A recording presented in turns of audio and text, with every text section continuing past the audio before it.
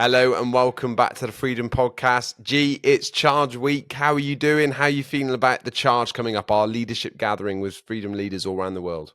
I'm very, very excited, Josh, and nervous, as I always am, because of just I think, the apprehension of perhaps what this next few days is going to include and what God's going to do. So excited to see everyone. I think that's always, it's one of my favorite times of the whole year. Absolutely love Yeah. gathering together. There's nothing like it. Our tribe, our Freedom Tribe gathering from all over the place, coming from different parts of the world. We've just had our pastors who oversee Cambodia, Thailand. So Yana Marlene turned up, and we saw them on Sunday and got a chance to hang out. And they've flown all the way from Cambodia. Just really amazed how people will set that time aside and the cost of it, but just to be together, as you know, our tribe is our family. So excited for what's going to take place. But we're going to miss you and Rose, Josh, because obviously you guys, I think this is it the first time you've Yeah, never it's the been able to first one make we've it missed. in the room. So Yeah. that's a bit of a sad thing. Yeah, we're gutted to not be there. It's kind of worked out this time with some visa paperwork stuff that it's difficult for us to have made it this time. So we had to look at coming another time to renew our paperwork. It's complicated being a foreigner living abroad, and so sadly it just didn't quite work out for us this time round. But man, we're going to be there joining, watching online. We're going to still be contributing some content. We're excited for what God's going to do. It's always a special time, isn't it, is when we gather as leaders. And I think about how much that leaders around the world in our churches are giving out, and this is a time where we get to charge them back Yeah, up. And I love the name The Charge, because I yeah, think it gives this kind of idea that we're recharging as we come and get some time off the front line and get some time gathered together. But it also reminds me of that battle line image as well, of like, we're going to make a charge together. Like when you are putting an army together, or when you're facing an enemy, it's important to, if you're going to charge, to be united. If you've got a few people who are ready to charge and some people aren't ready yet, or they go before the call, or someone makes the call and then they don't go, that army is going to get absolutely bulldozed. Like, we think a gladiator, don't we? What does he say? He says, all as one. And it's like, you've got to move together. And that's what I also get for the charge. It's very yeah. unifying and saying, hey, we're in this together. We've got to be on one page. We've got to be thinking about how we don't just charge individually, but we charge as a team. Yeah, we've been running this now for quite a few years because the value of it's immeasurable. I think you to gather for just a few days with our pastors, but also all of our leaders, people who they might be leading I don't know, the cafe team, or they might be leading stewardship kids, whatever that is. We believe in investing in our leaders, no matter what level that is. I think we have a huge passion in Freedom to see people grow into their full potential. No matter, we all start at different places, and we value there are people that do some of those things, make Sunday happen, that I could never do. And I think investing in them, not just in their skill set, but I think downloading into their leadership, their confidence, who God's called them to be. And that's why it's so exciting for us, because we get 2 days. I mean, it'll be Friday and Saturday, that we will have, the whole day just pouring in, resourcing, encouraging, ministering, and we'll be doing that with a room full of people here in the UK that have gathered, but also around the world. So we'll be streaming some of that in. You guys in Raleigh, North Carolina, will be streaming in, and we'll be getting content from you. So I love that whole digital thing now, that we can still get to hear from you guys. But it truly is a special time, because I think it's very targeted and specific. There's so much we can do on a Sunday, but when we gather together, this group of people who, they really are, every one of them are giving over and above, and we just love to be able to invest in them. Absolutely. We used to do the chart. Well, it was like we used to call it CP week, didn't we? Where we would have the cave, and then we were essentially running a leadership event like the charge for all of our pastors in the build up to the cave. And we did that for a number of years, and we were like, hold on, we're running two events in one. We kind of got to the cave, and we already felt like we'd had a big, leadership breakthrough and change, and we were like, okay, maybe we Really need thought to through. look at this again. Because I think even for you, G, after that, it was like, okay, I'll poured out myself quite a lot this week, and might need a bit of recovery time now. So we try to spread it out and make it more of a unique event. We do the cave, which is our gathering for all of our the members of our church. Anyone, either who's a part of our church or who's even a friend, can come along and hopefully be impacted by that. But the charge is just for our leadership group around the world, the people that are volunteer team leaders, that are group leaders, that are part of our academy programs. And so it really has been a great tool over these last few years that we've been doing it to really unite the people. But one of the things I was thinking about, G, is the fact that we've got so many people who are coming into our church who are good people. They are faithful people. They are maybe people who are so early on in their relationship with God, but they do not look or feel like a leader. And there are some people that you meet and they just have leadership all over them, and you think, wow, you're really, you've got so much, maybe it's charisma, or you've got clearly like a good communication style. And sometimes those people end up not actually being great leaders True. because there's character issues. Mm. And we had an experience where we had these people who were just kind of pressing and asking for leadership and looking for a role, and had lots of great experience, and they even kind of read me off their CV, their resume, and was like, hey, Yeah, this is all the nice, stuff that I nice. can do.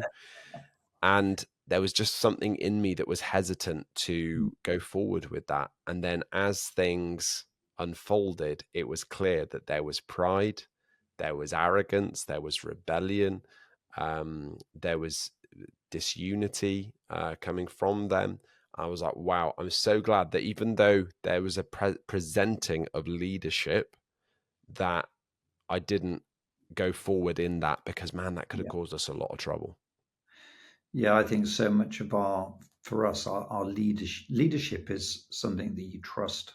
And when you trust the wrong people, it's not necessarily about gifting. You can bring someone in that has done certain things. They might have great gifting, but you do in trust because you're trusting the people that that you might be leading. So for us as pastors, someone steps in. It's every time we place a leader in position, we are lending them that trust that we have, as a church, as a people, and saying, you know what, you can trust this person. And so it's not just about functioning, it's not just about gift, it's actually about heart, it's about a trust. And that trust, as we know, it's not reading a CV for me, is actually doing life with people.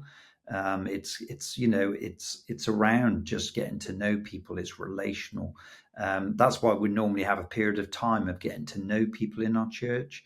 It's almost like, because I've Yeah. had the same where people turn up, is like, here's my big list. If you want me to preach, let me know. I've been doing it for 10 years.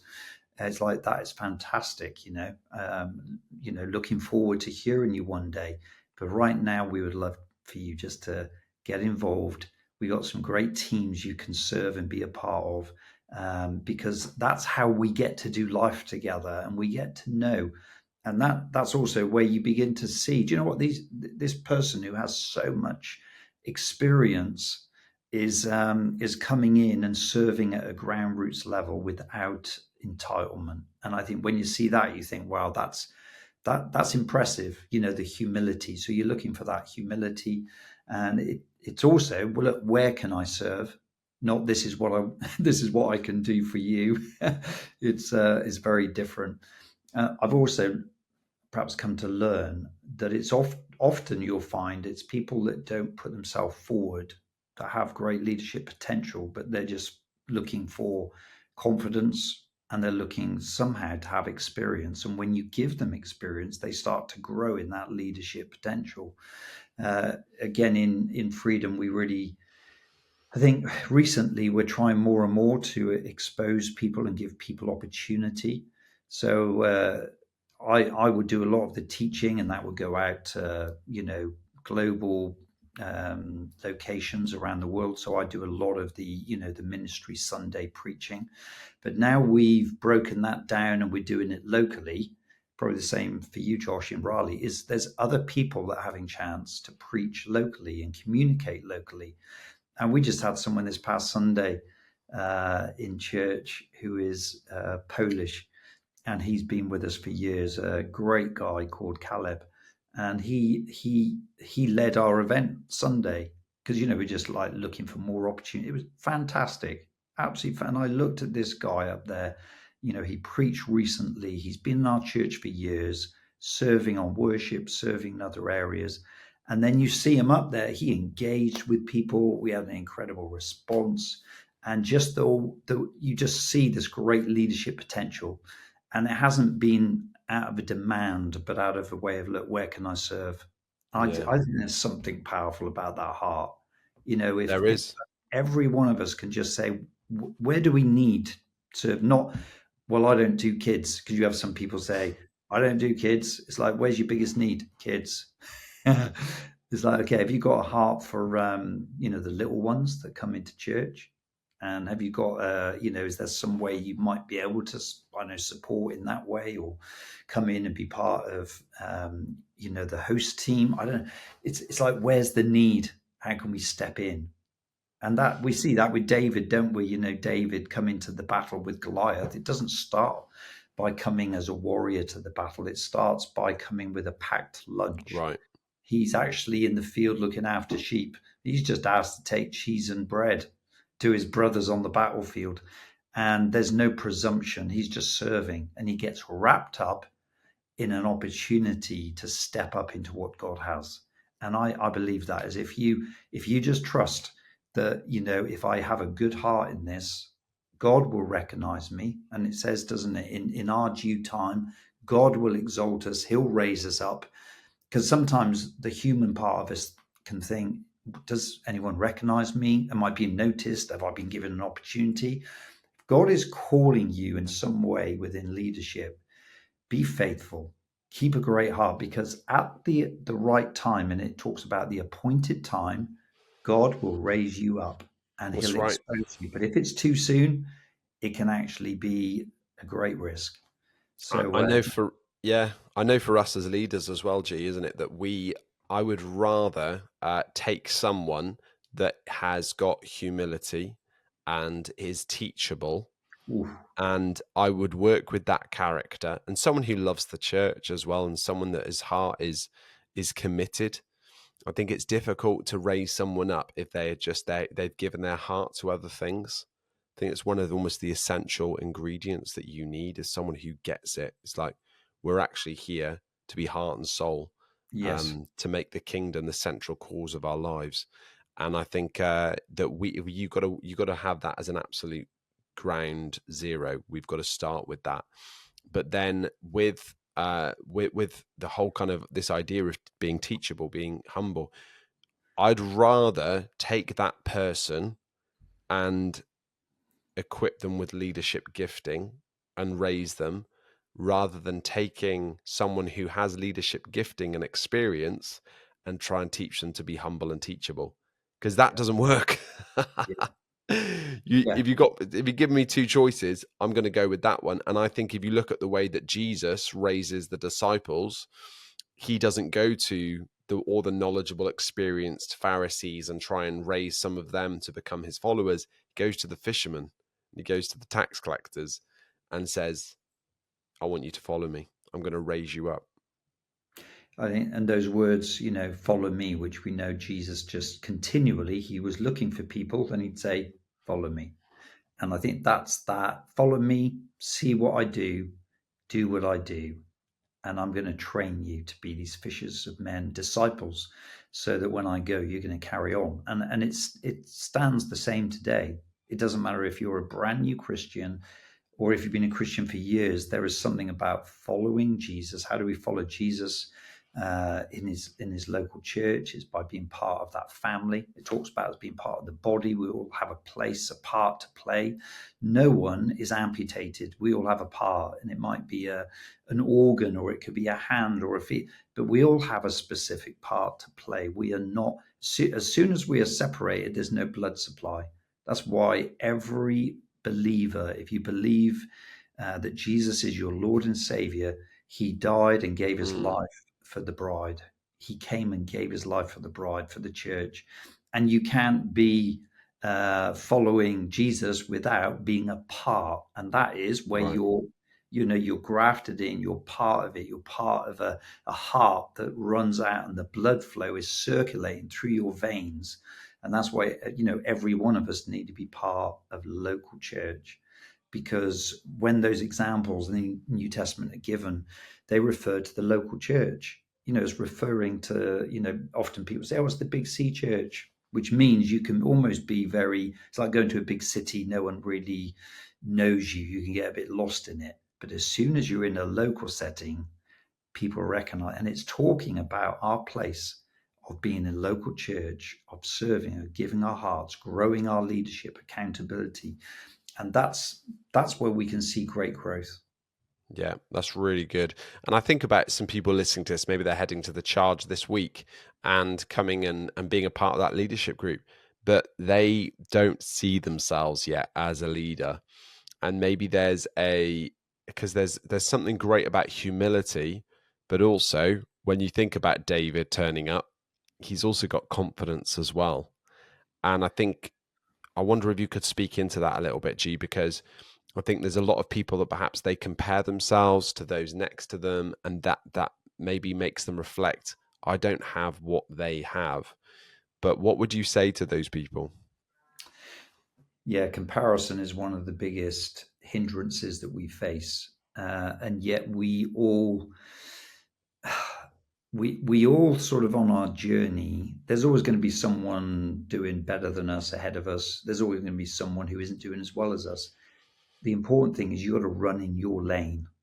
When you look at the Olympics and they have those runners with the lanes, you have your lane and they'll say, 100 meters, you don't cross the line on your lane because you run in your lane, and you got to face ahead and run in your lane, and you run the way that God's called you to run. So there's something very important about finding a confidence. Your journey will be unique to you. The challenges will be unique to you, but you're just responsible for running in your lane. Right. And running it well. And when you look at the whole thing of confidence in the past, I didn't have confidence, when God called me to do certain things, but I knew he called me. He says, will you step up into this area of leadership? All I knew was I had a choice to either accept it or to actually turn it down. And what I would say to people is you don't need to wait to be confident to say yes. I think some people are waiting to feel, yeah, I can. And someone said to me that he has an amazing job and he is top of his field and he is, he's very, very confident. But I asked him to come into some step up in leadership. And he said, I am really struggling because I only step up into what I'm confident in. And he said, but it doesn't work like that, does it, in faith? And I said, no, because part of the thing, if God is calling, like David that day, was he confident? I don't, he's this young boy that he shouldn't be doing it, but I think he sees an opportunity and he just says, yes, I'll go. And you see it right through scripture with Gideon. You're the one. What? I'm fearful. He is fearful, but he says, I'll go. And I would encourage people that are listening not to think too much about, how do I feel about it? Do you think I'm going to, we're worried because we think we're going to fail, but to actually grow ourselves, it's something about if an opportunity comes, I'm going to say yes and then worry about doing it afterwards. So that's how I guess I've taught myself over the years. I remember the first time I was invited to Africa. And it was by a guy called Dangerous Dave from Canada. And he came to our house in Leominster. Were I think the furthest we'd been was Belgium at that point, as in ministry stuff. And then he was ministering into Uganda, and he came to our house to do some church stuff. And he then came down the one morning and he said, "Oh, I've got something to ask you.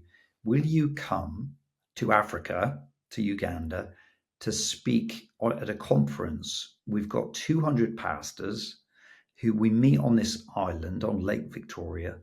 And he said, "I'd love you to come and teach them." Right. I'm from this little town, small church, never been in that setting. And I know some of these pastors are from the north of Uganda, where there's like a war that had been going on. And I was just totally intimidated, overwhelmed, thinking, I do not think I am the guy for the job. And yet I've learned God was saying, "Are you going to say yes, or are you going to turn it down? If you turn this down, you might not know what comes from it." And I did say yes at that point, and it freaked me out. And I remember packing up and going there. And then I travel over to Uganda, we get to the house by the Lake Victoria, wait for the night before. When I get there, see Dangerous Dave, who has become ill. He's struck down with sickness. And so through the day, we're praying for him, because at nighttime, the boat, and this is like one of those long boats with the outboard motor on the back, is taking us an hour across the lake at nighttime. Wow. And it was the most crazy experience to the conference, which was just quite an experience. And so he said, "Do you know what? I am that sick, I can't travel." He said, "Can you open up the conference tonight?" So I turn up by myself, not even with anyone. Oh, You know, man. only used to speaking to, I don't know, 60, 70 people in our own church. And off we go. And I have the next 3 days ministering at this place. And I guess that then led, I met my interpreter, who was Pastor Dale. And we ended up then involved in building schools. We got involved in Yeah, God Kampala, used it. parts of Africa. You know, many of us went there, and God impacted our lives, and we had chance to impact others' lives through a decision of just stepping up and saying, "I don't feel equipped. I'm not experienced. It frightens the heck out of me, but I don't want to miss the opportunity God's given me, because you never where it might lead." And so I want to say that it could be something your pastor or your leader is asking you in your local church right now. And you're thinking, "I don't know if we can do it." Hey, give it a go. You don't know what might come from it. You don't know what it might unlock within yourself. Don't wait to feel comfortable. Yeah. You got to step out, and your greatest growth will be when you challenge that and you say yes, and you going on a journey of learning. You will get it wrong. You know, you're not just going to suddenly be the finished article.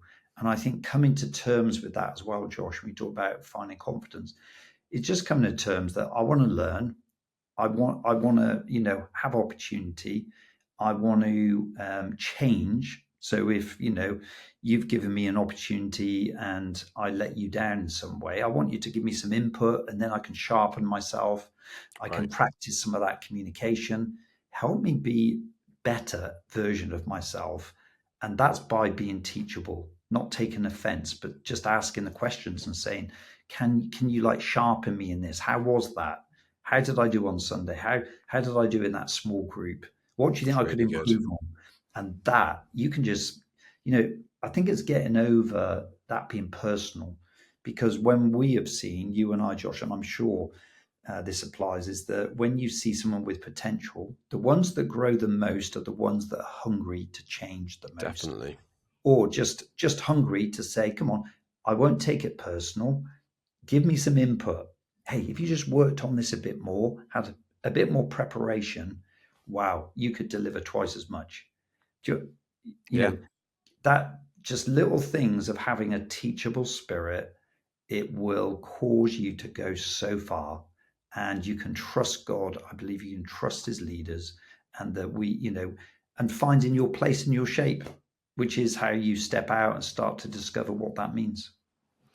Yeah. That's so good, G. And I think that a lot of people they don't necessarily think about leadership a lot, maybe in terms of themselves being leaders, because I think that they've got almost this bit of a superhero in mind, that Yes. that's what leadership means. But actually, it's such a wide, uh, almost remit of someone that can fit into that category. And I think sometimes we have to almost redefine it in our hearts and our minds so that we can embrace it. And in 1 Timothy 3, it talks about those who desire to be an overseer, a leader, desire a noble thing. That it's a great thing to actually say, I would love to be able to lead. It's not like, oh, that's prideful, or it's actually a good thing to say that. But as you're saying, it's got to be coupled with then the character and the humility that goes with that desire. And I just want to encourage you that if you love the church, if you love the kingdom of God, look for what places where you can take responsibility. I think that's one of the there's many definitions to leadership, but I think one of them is taking responsibility, like wider responsibility for the vision, and doing more to own it and move it forward and grow it and multiply it.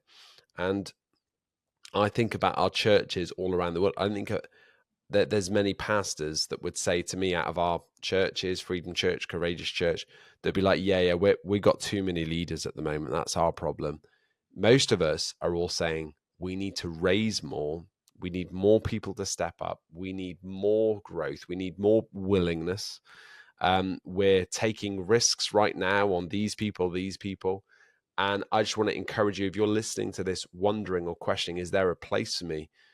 There probably is a place for you. There probably is a place for you to lead and step up.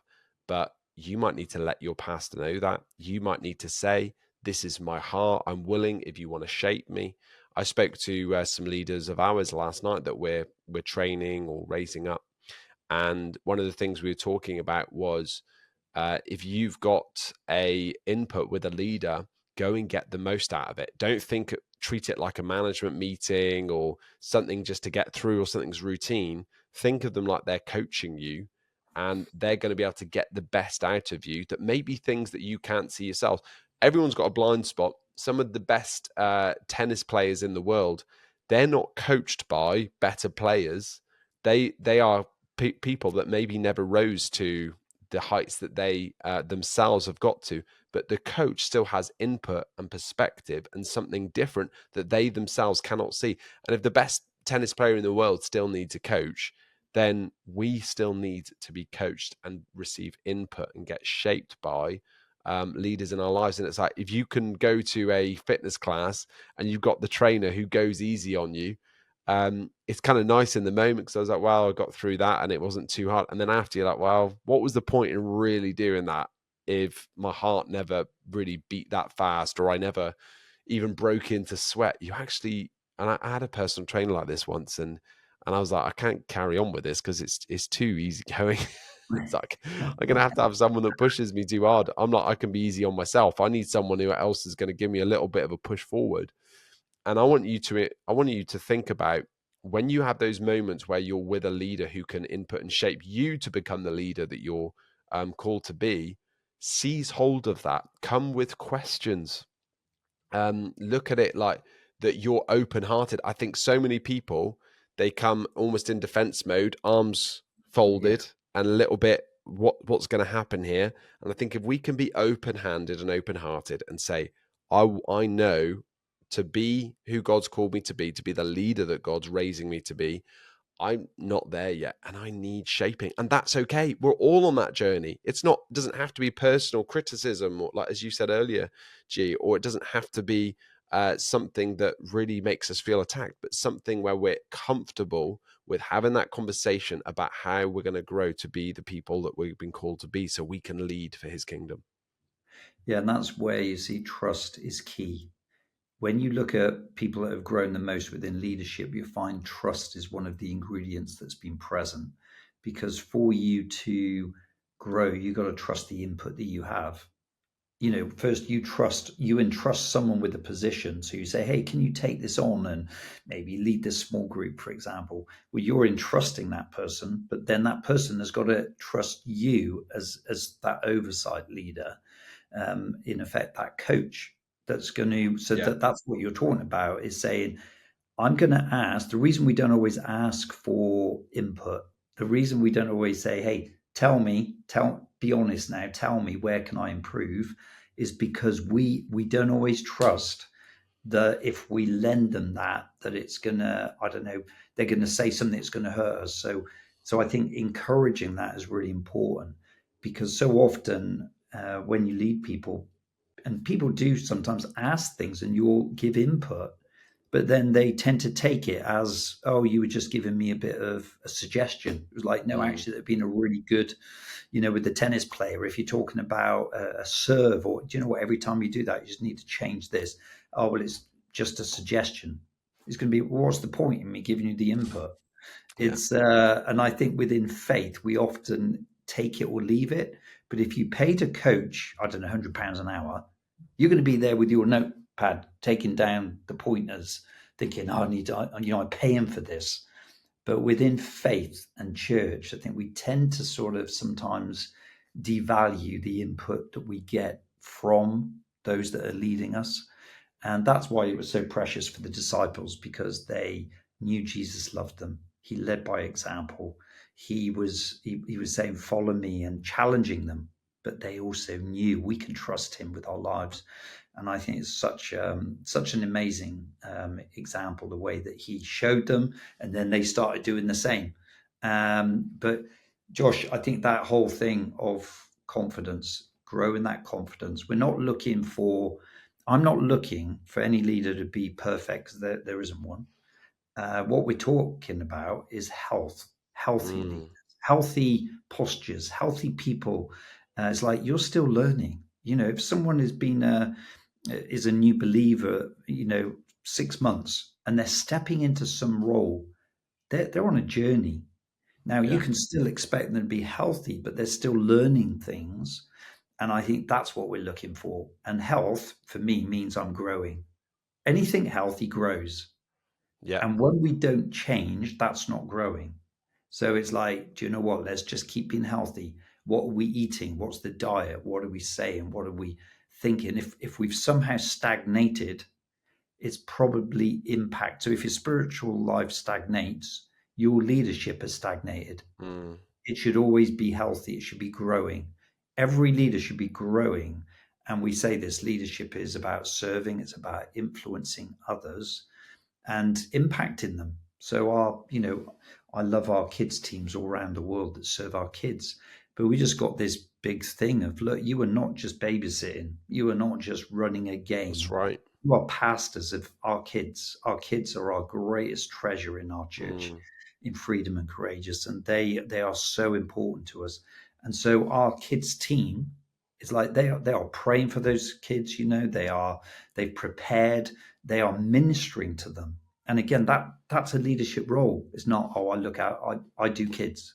It's like, yeah, you've got a huge opportunity to impact those little people that really are our church, that are coming through, that are so precious to us. So it's our perspective, the way we look at it. Am I almost devaluing the role I have? I say Right. hello to people on the door on a Sunday, or I'm that first face in the car park. It's like your smile, your posture, the way that you're greeting people, you care about people. And each of those people, there could be someone coming in who battled to get there, and God is going to change their life, and you're part of that story. That's what I love about leadership. We'll have a part to play in the body. And when we get to heaven one day, it's going to be, do you know that little bit that you did? It had a counter effect. Yeah. It was catalytic. It was like, because they went on because of that. And we hear all the time, don't we, Josh, Come about on. our incredible host teams, where people come for the first and they say, do you know why I came back? Because I was welcomed and Yeah. I was noticed. Makes a And I huge felt like impact. people were genuine. And that's it. That's influence. So you want to talk about leadership. What you're doing is you're leading the way, saying, this is our house, this is our home, you are welcome, and you matter. And I tell you what, that it can be the first thread of the rope where someone says, I'm going to come in and I'm going to find Jesus, or I'm going to come home to him after being away, because someone knew what it was to step up into leadership. Yeah. Come on. And we're so grateful for every person who's Yeah. leading within Freedom Oh, Church right now, whether you feel insecure about it, whether it's been tough, maybe it's stretching cheering you sometimes, on. Come but on. we love you. We're so grateful for you. If you're at the charge this week, we hope that it just blesses you, encourages you, and fires you up for the next season. G, praying for you as you head into kind of leading us all this weekend. So And excited what it's going to bring. Come on. amen. We're excited about what God's going to do. Yeah. All right. Thanks so much. We'll be back in 2 weeks' time because we're not available next week, but we'll be back in 2 weeks' time with another podcast. All right. Thanks, everyone. See you soon.